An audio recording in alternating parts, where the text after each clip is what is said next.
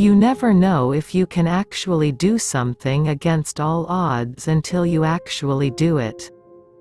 You must not only have competitiveness but ability, regardless of the circumstance you face, to never quit. I've never scored a goal in my life without getting a pass from someone else. No I or individual is better than the team. I've scored no goals just on my own. Every goal I've ever scored has been because of someone else on my team, their excellence, their bravery, and I'm kind of the end product of a collection of a really good vibe, and feeling, and creativity on the field. Because no matter who you are or what you've done with your life, you recognize the feeling I've described, that private, flailing terror that makes you wonder if you're lost for good. If we can trust each other and leave everything, all our hearts out on the field, I think we're going to have something to come home to and cheer about. Playing on turf affects everything, you know. It affects the way the ball rolls, it affects the way the ball bounces, it affects the way you think about whether or not going into a slide. It's kind of a nightmare.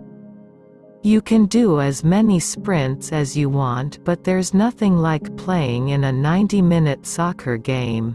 There's no better way to gain your fitness, in my opinion, than playing in consistent games.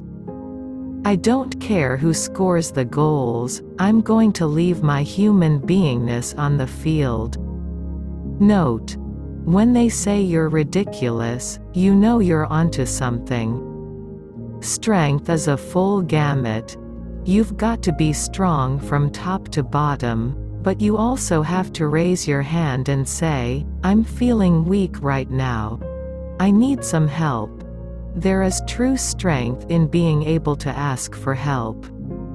Women, who are feared by many to be a threat to our system, will become our society's salvation. When you stand up and demand the ball, you give others permission to do the same. Leadership is volunteering at the local school, speaking encouraging words to a friend, and holding the hand of a dying parent. When we live afraid to fail, we don't take risks. We don't bring our entire selves to the table, so we end up failing before we even begin. At a young age I learned that you own labels by defying them, and defy them by owning them.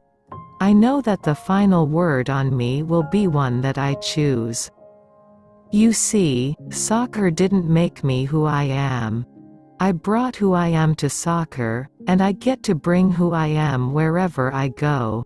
So do you. Women must stop following the old rules, which exist only to maintain the status quo. If we follow the rules we've always followed, the game will remain the same. Old ways of thinking will never help us build a new world. Out with the old. In with the new. Claim your power, and bring along your full humanity. Clear the way for others to do the same. Because what our families, our companies, and the world needs is nothing more, and nothing less, than exactly who we are. Old rule. Play it safe. Pass the ball. New rule. Believe in yourself. Demand the ball. A woman who doesn't give up can never lose. You might find yourself holding a baby instead of a briefcase and fearing that your colleagues are getting ahead and leaving you behind. Here's what's important. You are allowed to be disappointed when it feels like life's benched you. What you aren't allowed to do is miss your opportunity to lead from the bench.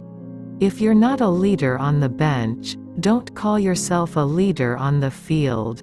You're either a leader everywhere or nowhere. Leadership is taking care of yourself and empowering others to do the same. Leadership is not a position to earn, it's an inherent power to claim. Leadership is the blood that runs through your veins. It's born in you. It's not the privilege of a few, it is the right and responsibility of all. Leader is not a title that the world gives to you, it's an offering that you give to the world.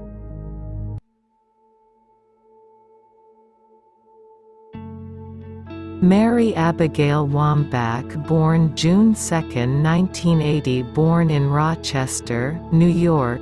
Wambach was raised in the Rochester suburb of Pittsford.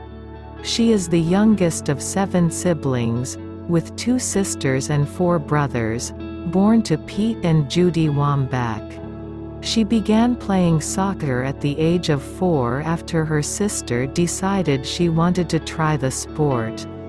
Their mother checked out a book from the library explaining how to play the game, and from then on soccer became part of their family tradition. Wambach is an American retired soccer player, coach, and member of the National Soccer Hall of Fame.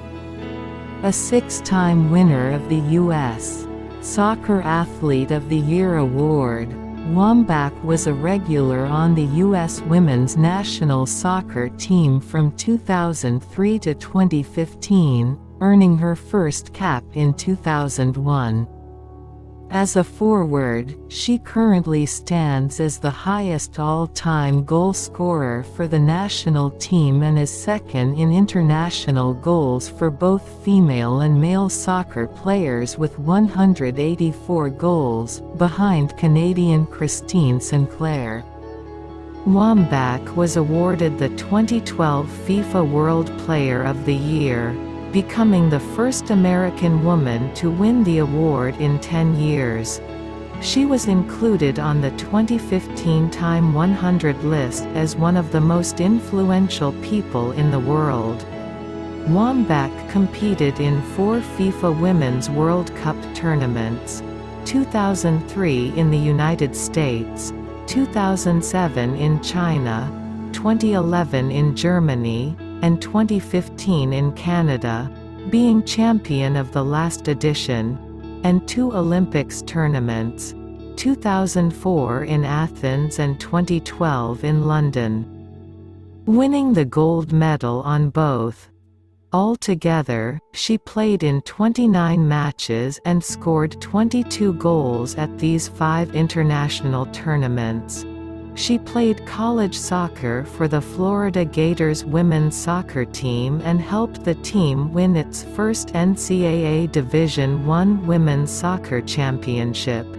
She played at the professional level for Washington Freedom, Magic Jack, and the Western New York Flash, known for scoring goals with diving headers.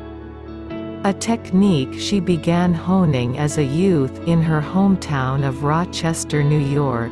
One of her most notable header goals occurred in the 122nd minute of the 2011 FIFA Women's World Cup quarterfinal match against Brazil. Following her performance at the 2011 World Cup, she was awarded the tournament's Bronze Boot and Silver Ball. In 2011, she became the first ever soccer player of either sex to be named Athlete of the Year by the Associated Press. Wambach announced her retirement on October 27, 2015. Her last game was played on December 16 in New Orleans when the United States played its last match of its 10-game victory tour following its win at the 2015 FIFA Women's World Cup. Her autobiography, Forward, released in September 2016, became a New York Times bestseller.